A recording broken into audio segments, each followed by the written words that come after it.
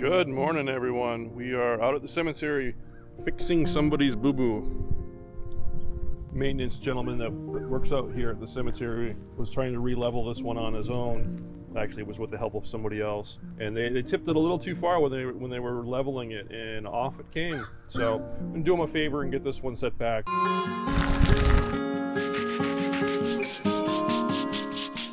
Good part is they already took care of getting this one leveled for us. That's my least favorite part of the job. So we'll just get this set back up, get it reattached, get some epoxy under it, and good to go.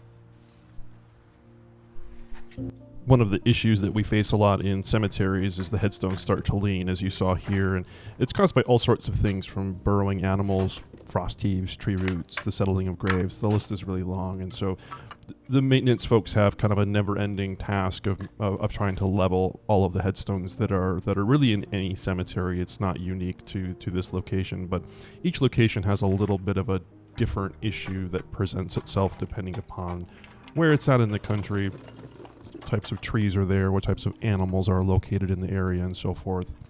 Luckily, in this instance, when the stone went over, it didn't break, nobody was hurt. But stone is very heavy, and so it's super important to be cautious when you're working around it.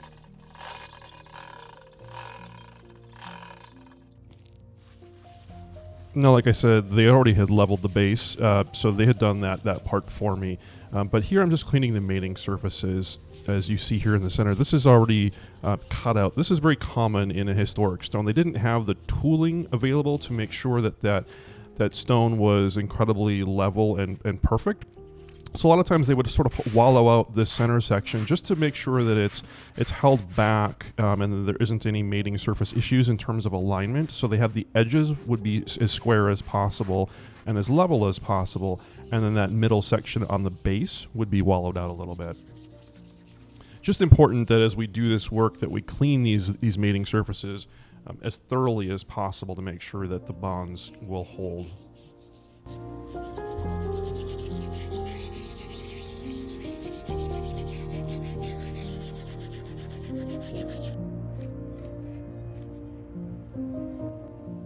This is the gravestone of Ida Matilda Rahn, who was born June 27th, 1886.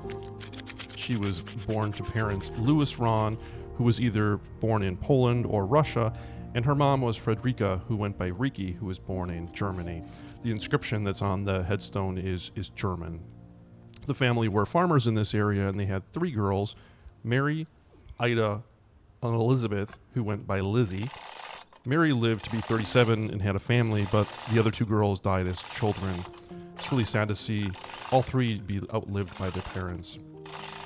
Ida died April 2nd, 1904, at the age of 17 due to consumption, which we know is tuberculosis, which is a bacterial disease typically attacking the lungs, and at the time of her death, it was the leading cause of death in the country.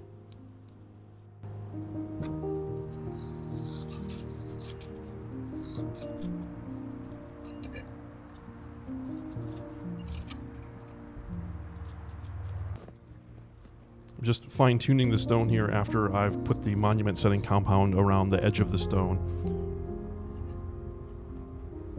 After you add weight and stacking these individual pieces on top of each other, you get a little bit of a squeeze out around the different components, the upper base and the top there, that obelisk. So we just need to trim that up and make sure that the lines are all clean and as small and invisible as possible.